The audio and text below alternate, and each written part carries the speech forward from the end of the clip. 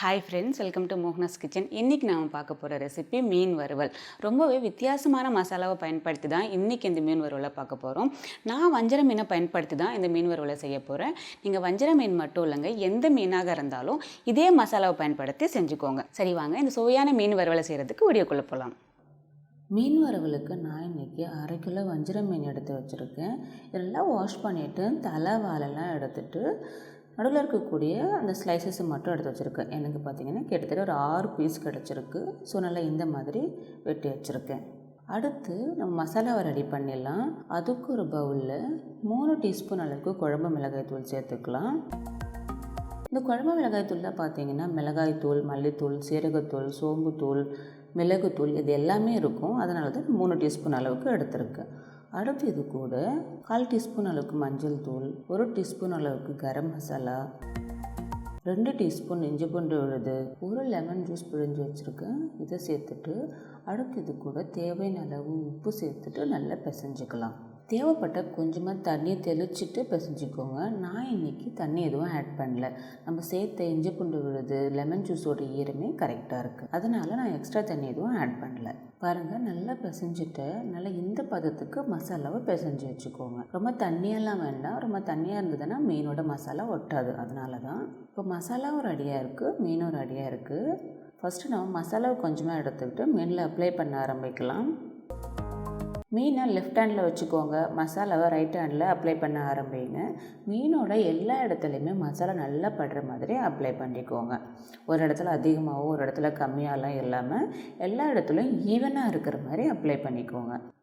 டேஸ்டியான மீன் வறுவலுக்கு நம்ம 3 விஷயத்தை கரெக்டாக ஃபாலோ பண்ணணும். அதில் ஒன்று பார்த்திங்கன்னா மீனை ஊற வைக்கக்கூடிய நேரம். நம்ம 1/2 மணி நேரம் ஊற வச்ச மீனுக்கும் 2 மணி நேரம் ஊற வச்ச மீனுக்கும் நிறைய வித்தியாசம் இருக்கும். நீங்கள் 1/2 மணி நேரத்துலேயே பொரிச்சிட்டிங்க அப்படின்னா மீனுக்குள்ளே உப்பு அந்த மசாலாலாம் கரெக்டாக ஊறாது.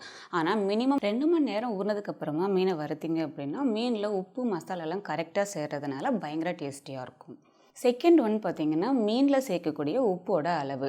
நீங்கள் இன்றைக்கே வறுக்க போகிறீங்க அப்படின்னா கொஞ்சம் உப்பு வந்து கரெக்டாக சேர்த்துக்கோங்க. ஆனால் நீங்கள் மறுநாள் வறுப்பீங்க அப்படின்னா நம்ம யூஸ்வலாக சேர்க்குற அளவை விட கொஞ்சம் கம்மியாக சேர்க்கணும். ஏன்னா நல்லா ஒரு 12 மணி நேரத்துக்கு மேலே ஊறும் இல்லையா, அதனால் கொஞ்சம் கம்மியான உப்பு சேர்த்து தான் சாப்பிட்றதுக்கு கரெக்டாக இருக்கும். தேர்ட் ஒன் பார்த்திங்கன்னா மீனில் நம்ம மசாலா அப்ளை பண்ணக்கூடிய விதமும் அதை வறுக்கிற விதமும் தான். மசாலா மீனில் எல்லா இடத்துலையும் படுற மாதிரி ஈவனாக அப்ளை பண்ணணும். ஒரு இடத்துல அதிகமாகவோ ஒரு இடத்துல கம்மியாகவோ இருந்ததுன்னா கம்மியாக இருக்கக்கூடிய இடத்துல அந்த உப்பெல்லாம் கரெக்டாக போய் சேராது. அது ஒன்று. வறுக்கக்கூடிய விதம் பார்த்திங்கன்னா மீடியம் டு லோ ஃப்ளேமில் வச்சுட்டு ஒரு 10லேருந்து 12 நிமிஷம் நல்லா வறுக்கணும். மீனுக்குள்ளே நம்ம சாப்பிடும் போதும் அந்த பச்சை வாசனை வராத அளவுக்கு வறுத்தீங்க அப்படின்னா தான் மீனோட சுவை ரொம்ப நல்லாயிருக்கும். சைடில் எல்லாமே அப்ளை பண்ணதுக்கப்புறமா எக்ஸ்ட்ரா இருக்கக்கூடிய மசாலாவை இந்த மாதிரி ஒயிட் பண்ணி எடுத்துருங்க. ஸோ இப்போ பாருங்கள், 2 பக்கமே மசாலா நல்லா ஈவனாக அப்ளை பண்ணியிருக்கேன். ஸோ இதை எடுத்து ஒரு பவுலில் வச்சுக்கலாம். நம்ம இதே மாதிரி மற்ற எல்லா மீனுக்கும் மசாலாவை அப்ளை பண்ணிக்கலாம். ஸோ இப்போ க்ளோஸ் பண்ணிவிட்டு இது அப்படியே ஒரு 2 மணி நேரம் விடலாம். இதில் ஒரு 1/2 மணி நேரம் வெளியில் வச்சுக்கோங்க, மீதி 1.5 மணி நேரம் ஃப்ரிட்ஜுக்குள்ளே வச்சுருங்க. இந்த மாதிரி 2 மணி நேரம் விடுறதுனால மீனில் நல்ல உப்பு மசாலா எல்லாமே நல்லா ஊறி சாப்பிட்றதுக்கு அவ்வளோ டேஸ்டியாக இருக்கும். ஸோ இப்போ பாருங்கள், 2 மணி நேரம் ஆயிடுச்சு. மீன் மசாலாலாம் நல்லா ஊறிட்டே இருக்குது. அடுத்து நம்ம பொரிக்கலாம் வாங்க. மீனை 2 வகையாக வறுக்கலாம். ஒன்று பார்த்திங்கன்னா கடாயில் கொஞ்சம் அதிகமாக எண்ணெய் சேர்த்துட்டு டீப் ஃப்ரை பண்ணலாம். இல்லை அப்படின்னா தோசை தவாவில் கொஞ்சமாக எண்ணெய் சேர்த்துட்டு ஷாலோ ஃப்ரையும் பண்ணலாம். நாம் இன்றைக்கி டீப் ஃப்ரை எப்படி பண்ணுறதுன்னு தான் பார்க்க போகிறோம். ஸோ மீனை பொரிக்கிறதுக்காக நான் ஒரு கடாயில் கொஞ்சமாக எண்ணெய் சேர்த்துருக்கேன். எண்ணெய் பார்த்திங்கன்னா மீடியம் ஹீட்டில் இருக்கணும். இதில் நம்ம மசாலா அப்ளை பண்ணி வச்சுருக்கக்கூடிய மீனை சேர்த்துக்கலாம்.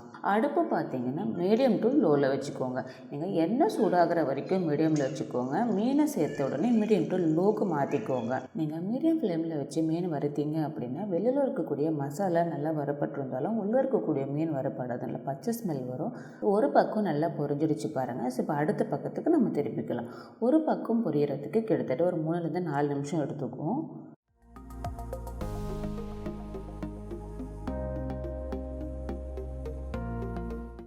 ஸோ 2 பக்கமும் நல்லா வறுப்பட்டுடுச்சு. இப்போ நம்ம மீனை எடுத்துடலாம்.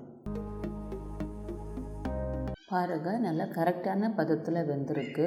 அவ்வளோதாங்க, நம்முடைய சுவையான வஞ்சர மீன் வறுவல் ரெடி ஆகிடுச்சு. ஸோ என்ன ஃப்ரெண்ட்ஸ், இந்த வீடியோ உங்களுக்கு ரொம்பவே பிடிச்சிருக்குன்னு நினைக்கிறேன். ஸோ இந்த மாதிரி நிறைய டேஸ்டி வீடியோஸை பார்க்க நம்முடைய சேனல் இது வரைக்கும் சப்ஸ்கிரைப் பண்ணாதவங்க சப்ஸ்கிரைப் பண்ணிக்கோங்க. அண்ட் ஏற்கனவே சப்ஸ்கிரைப் பண்ணவங்க உங்களோட ஃப்ரெண்ட்ஸுக்கு ஷேர் பண்ணிக்கோங்க. மீண்டும் அடுத்த வீடியோவில் சந்திக்கிறேன். பாய்.